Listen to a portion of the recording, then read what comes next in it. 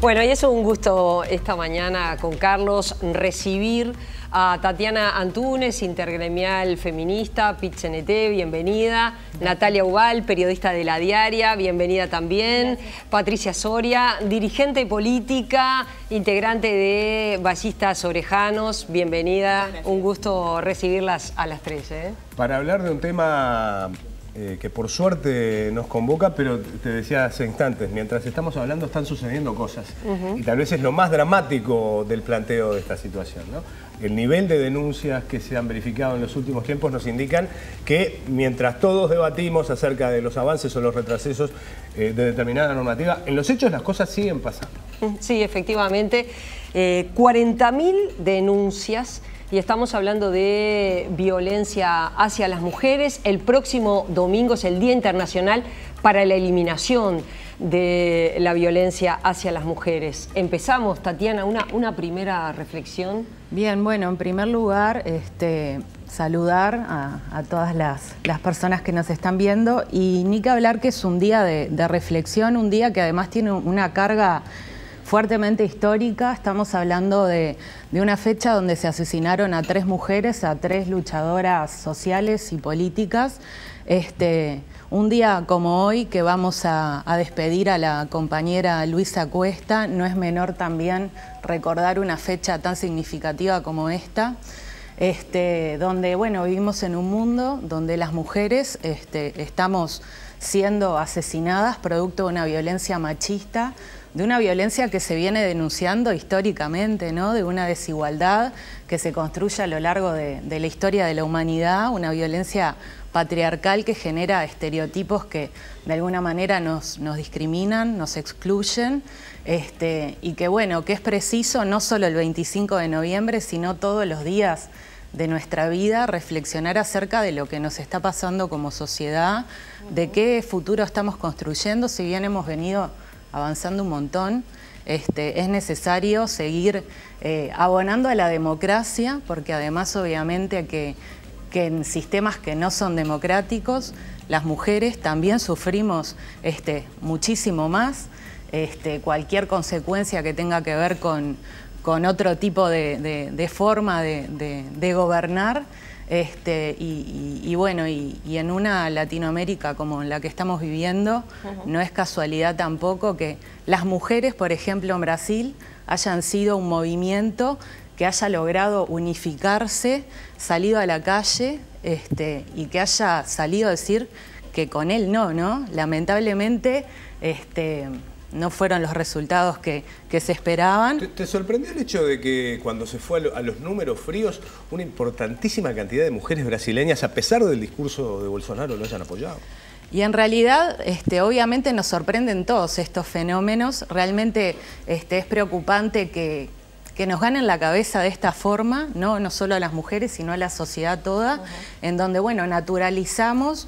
Y en este caso no solo los medios de comunicación juegan, sino que hay un conjunto de cosas que construyen una mirada hacia el otro, donde bueno, naturalizamos la violencia, naturalizamos un montón de mentiras, ¿no? Y estas también son cosas que nos deben hacer reflexionar en el momento en el cual nos encontramos hoy también como país viviendo. Patricia, la desigualdad atraviesa la política también, que bueno, las mujeres en el Uruguay en particular, para llegar a la escena política es algo realmente muy complicado. Estamos a las puertas de 2019, ¿no? Es muy complicado pensar, visualizar mujeres candidatas, ¿no? Como también otro de los problemas a las que en la representatividad social tienen el problema las mujeres. Totalmente. La arena política es un campo en donde se evidencia muchísimo la discriminación y la brecha que hay entre los géneros. El acceso de la mujer a la política es un acceso muy complicado. Venimos de épocas complicadas. Recordemos, por ejemplo, que a la apertura democrática no había una sola mujer titular dentro del Parlamento. Eso es una señal fuertísima, y sin embargo han pasado los años, se ha avanzado normativamente, pero la cultura todavía no obedece a esos cambios normativos que parecería que nos va a llevar mucho tiempo todavía, poder integrar y que el Parlamento sea de alguna manera espejo de la realidad. En la sociedad somos el 52% de la población, las mujeres. Pretendemos poder acceder a la toma de decisiones en la misma cantidad, ¿verdad? O sea, pretendemos ser la mitad del Parlamento para poder representar los intereses de las mujeres. Porque hay un dato objetivo, y esto está sumamente estudiado por nuestras académicas y también académicos, de que la realidad es que la representación sustantiva de las mujeres en la arena política, en la producción legislativa, fue llevada adelante por las mujeres. El cambio fundamental fue la creación de la bancada femenina, que luego fue la bancada bicameral femenina, en donde se pudo llevar adelante una agenda legislativa en común por mujeres de todos los partidos políticos, porque la agenda de las mujeres trasciende barreras ideológicas, sino que nos atraviesa a todas las mujeres por igual. Entonces se pudo establecer una agenda de consenso para llevar adelante, y allí se estableció un cambio absolutamente objetivo que se puede comprobar. Entonces la realidad es que hacemos falta dentro del Parlamento, hacemos falta en la toma de decisiones, y es una lucha que tenemos que dar la sociedad entera, porque eso es una característica de mayor democracia, poder acceder a la toma de decisiones.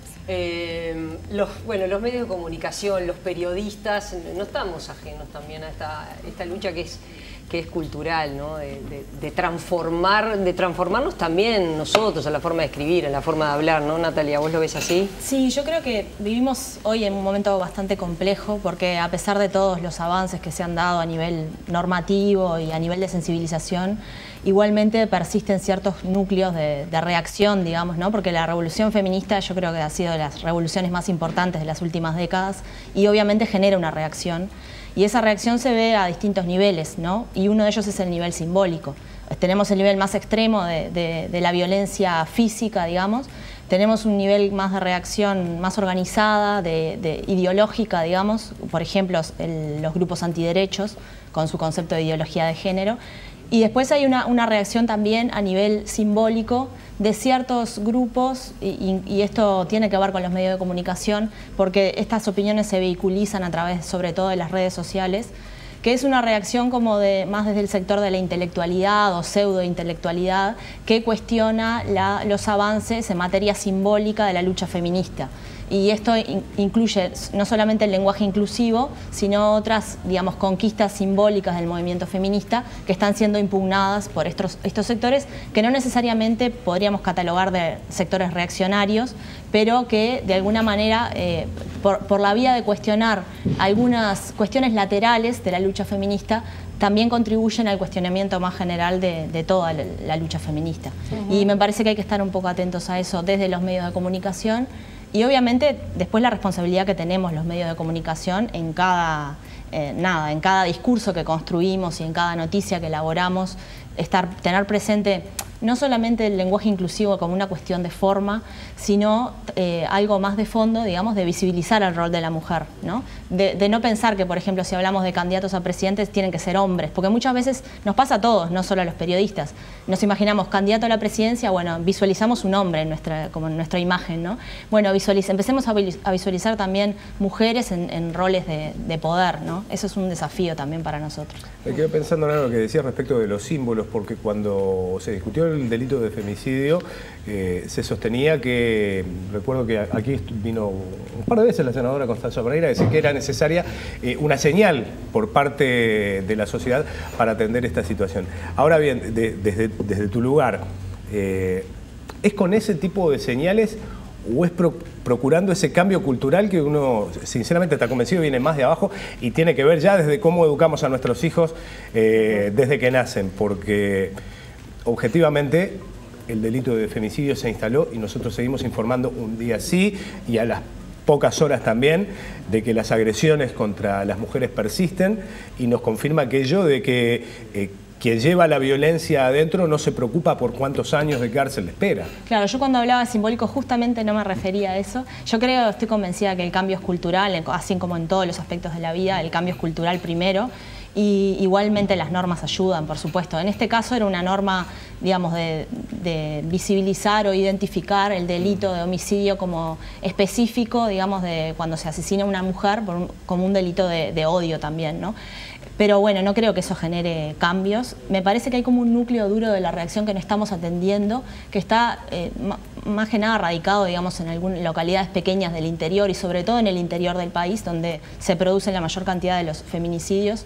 Muchas veces pensamos que estamos todos de acuerdo en este tema, vemos la marcha del 8 de marzo multitudinaria y decimos, bueno, pero ¿por qué después de esto matan a una mujer? Yo creo que no estamos atendiendo a qué está pasando en algunos, digamos, núcleos poblacionales, sectores sociales que tienen resistencia a esto y que ven, digamos, a la mayor autonomía de la mujer como una amenaza, ¿no? Y creo que no lo estamos comprendiendo. Estaba en estas horas, está debatiéndose entre la vida y la muerte, aunque está en este momento en el CTI y está estable este joven del departamento de Rivera, que fue acuchillado por una mujer de 50 años. Convenimos que lo que hizo ella es abuso sexual, un adulto con un adolescente, sea mujer, hombre, mujer, estamos ante abuso sexual, Patricia. Sí, por supuesto. Es abuso sexual. Por supuesto que es abuso sexual. Él no era amante, no se puede considerar esto como una relación de pareja. No, por supuesto, y hay que catalogar las cosas como son. Digo, que una sea feminista, y a veces en el imaginario colectivo esto se transgiversa, pero que uno sea feminista no significa que uno no vaya a reconocer cuando hay un delito de parte de una mujer. En este caso hay un delito y hay que decirlo de esa manera. Es un delito, el abuso sexual es un delito, sea de parte de una mujer o sea de parte de un hombre. Cuando hay un menor o una menor de por medio, esto hay que condenarlo enfáticamente. Y me parece que el tema no está en agenda. Tenemos un problema tremendo con lo que tiene que ver con la infancia, la niñez y la adolescencia en nuestro país, que el tema no está en agenda, está absolutamente invisibilizado. El otro día, el 19 de noviembre, por ejemplo, fue el día de la prevención contra el abuso justamente sexual hacia niños, niñas y adolescentes, y sin embargo en las redes sociales se hablaba del Día Internacional del Hombre. Esto es una clara señal de lo que está importando en la opinión pública y en la cultura, ¿no? El tema no está en agenda y eso es una realidad. ¿Será porque no votan? Puede ser.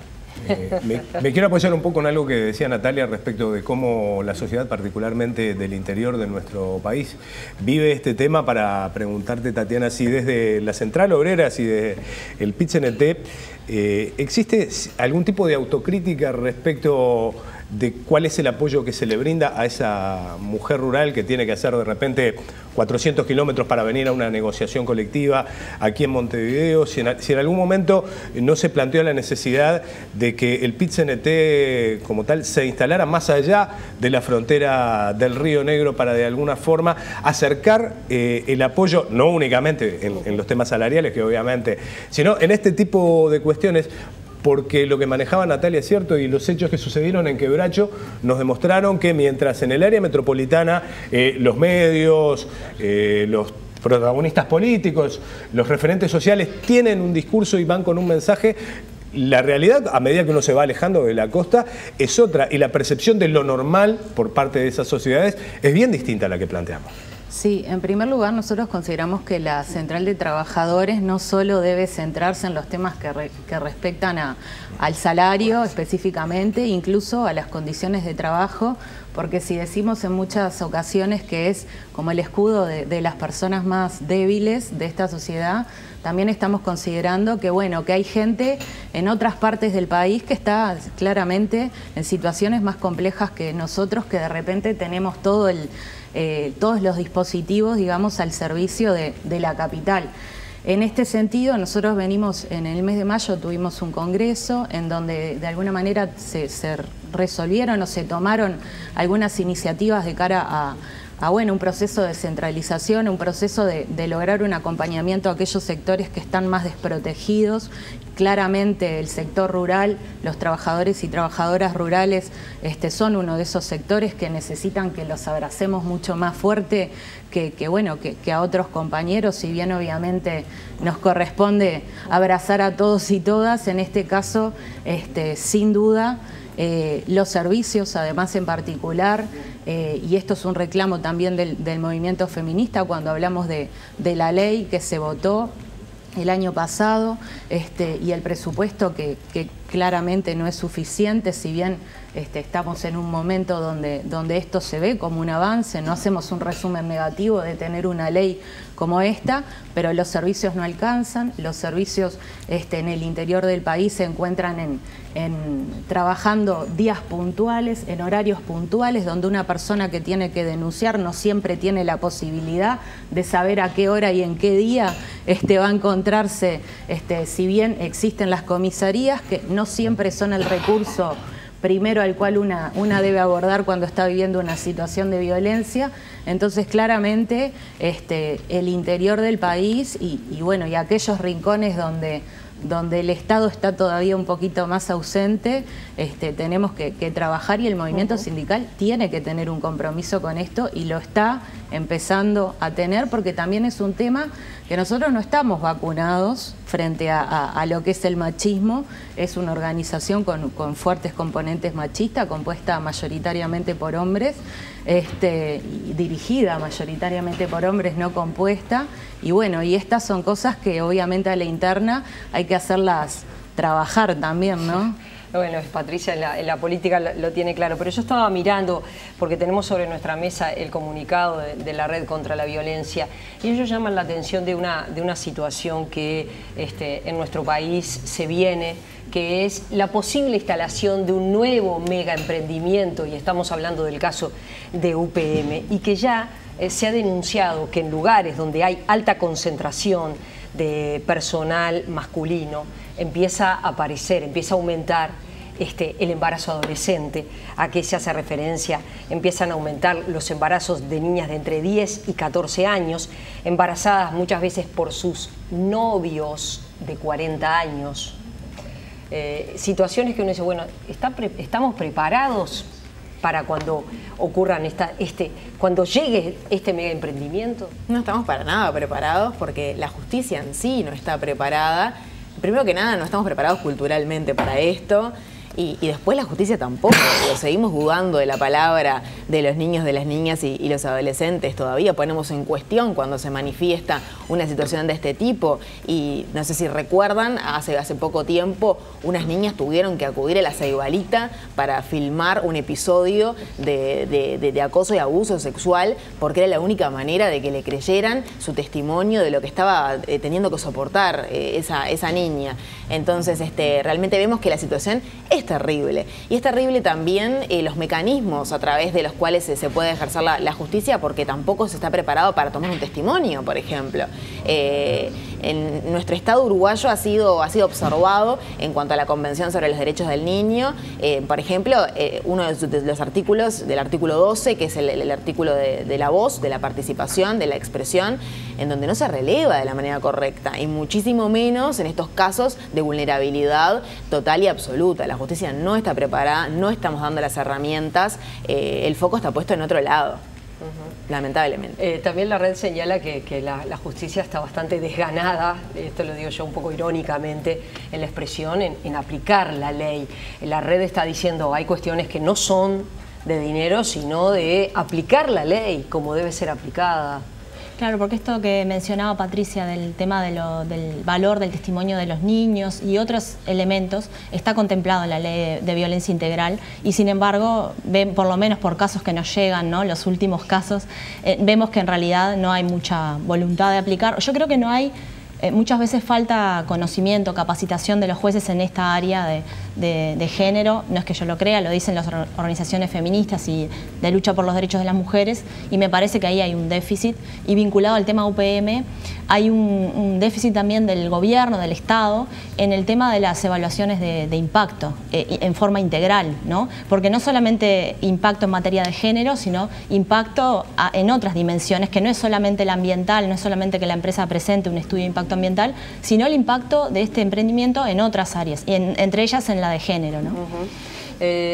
Mencionabas a la justicia y comentábamos antes de salir al aire, esta presidenta de la Suprema Corte de Justicia, María Elena Martínez, llegó y una de sus primeras decisiones fue desarmar los cursos de capacitación para los operadores judiciales. El argumento: no tenemos recursos, no podemos sostener.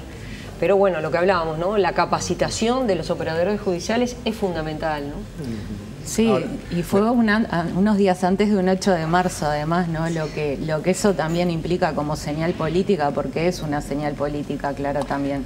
Y ahora bien, me quedo pensando un poco, ¿dónde está también esa responsabilidad del legislador a la hora de efectivamente dictar normas y aquellas que precisan un sustento económico, garantizarlo?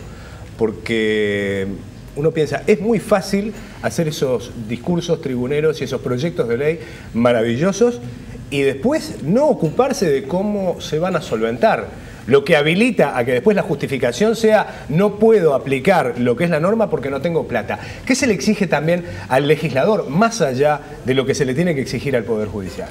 Yo he escuchado quejas de integrantes del Ministerio de Economía reiteradas sobre que los legisladores de su propio, en este caso del Frente Amplio, a veces votan leyes que ni siquiera los consultan a ellos sobre la disponibilidad de recursos que existe como para poder aplicar la norma. Entonces me parece que ahí lo que está faltando es una mayor conexión, digamos, ejecutivo-legislativo para evaluar, más allá de que obviamente una norma aprobada es una norma aprobada y se tiene que aplicar. No se puede decir que faltan recursos, pero creo que hay una cosa que puede haber un poco de votar al vuelo para sumarse a una corriente políticamente correcta, con cierto grado de irresponsabilidad? Porque, insisto, votar una ley a la que no le pones plata, no decís de dónde va a salir, también puede ser un hermoso saludo a la bandera. Y en estos casos estamos hablando de un tema tan sensible en donde no cabe ningún saludo a la bandera. Capaz que Patricia ahí puede. Sí, yo creo que lamentablemente tenemos un déficit en el Parlamento de votar leyes que luego no se cumplen.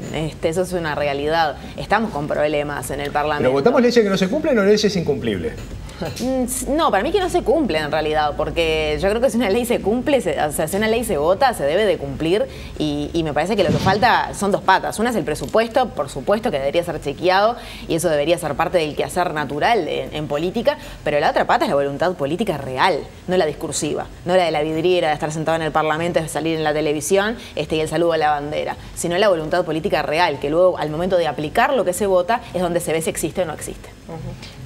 La contracara de eso es cuántas cosas se pueden aplicar y no se aplican porque falta voluntad y ponés como excusa, no, lo que pasa es que no tengo recursos. Y en realidad lo que hay es muchas veces desconocimiento de la ley porque no la estudian. Claro, también hay que decir eso, específicamente con la ley de violencia basada en género, hay muchas cosas que se podían hacer y que no necesariamente ameritaba de recursos. Capaz que nosotras más desde el activismo social entendemos que cuando una ley se vota, obviamente hay que cumplirla y si no, habrá movilización o habrá diferentes instancias en donde se peleará por ello.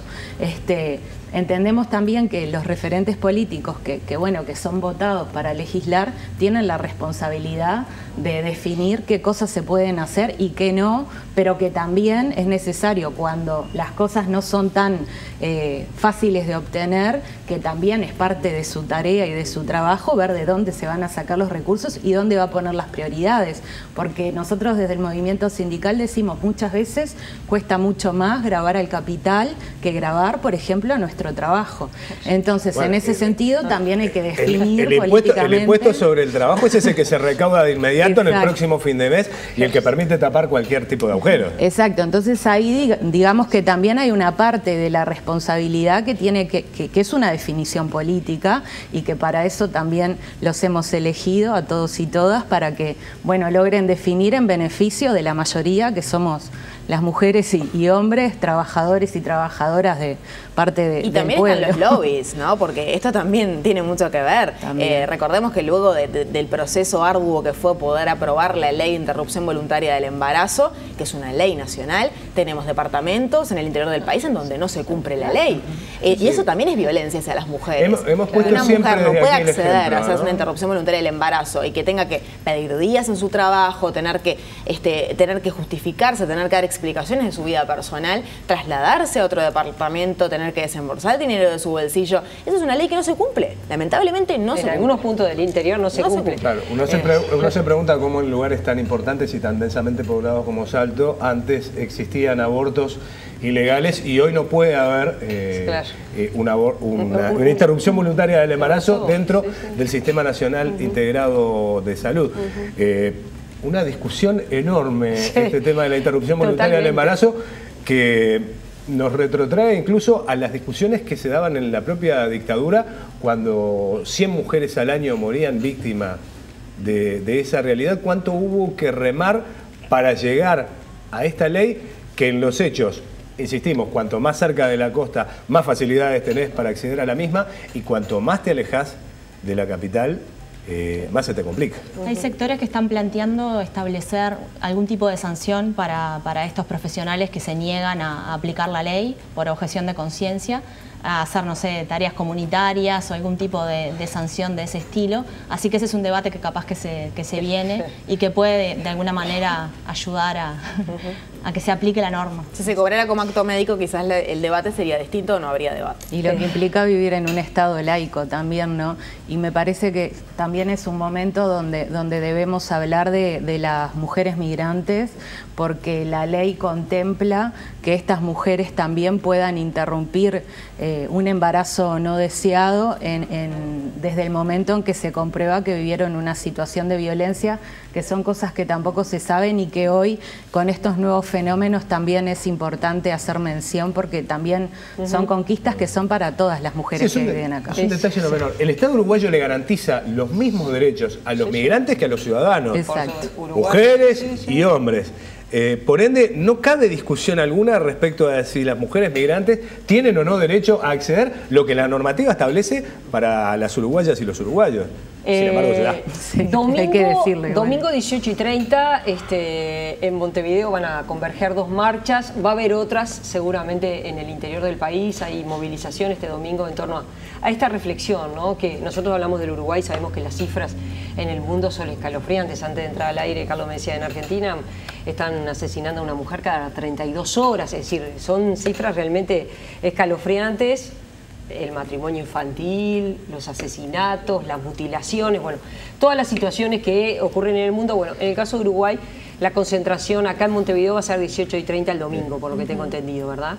Es así. Y no nos metemos con los gobiernos teocráticos. 18:30 se está convocando desde la explanada de la universidad y desde la Plaza Independencia, que se entienda que es una movilización que nos une, o sea, se está coordinando conjuntamente con las compañeras de Mujeres de Negro, con la Intersocial Feminista y con todas aquellas mujeres y organizaciones que de repente no estén nucleadas en ninguna de las dos articulaciones, pero que sí entiendan, y bueno, mujeres y varones que deban participar de esta movilización, con la experiencia de lo que fue el año pasado, que hubo un encuentro latinoamericano, sí, el encuentro feminista latinoamericano y del Caribe, donde se partió desde la Plaza Independencia con las compañeras de los diferentes países que venían, en una movida un poco más colorida, y bueno, y por otro lado están las compañeras de Mujeres de Negro con su típica movilización en fila, todas vestidas de negro, que también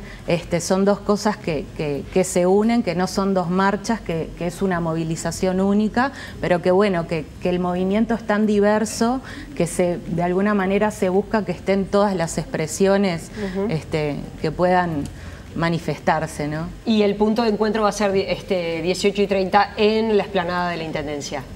Se sale a las 18:30 de cada uno. Llega a la explanada a la hora que se llegue. Exactamente. Gracias a las tres por haber venido. Para nosotros ha sido un gusto recibirlas. Muchas gracias. Gracias a ustedes.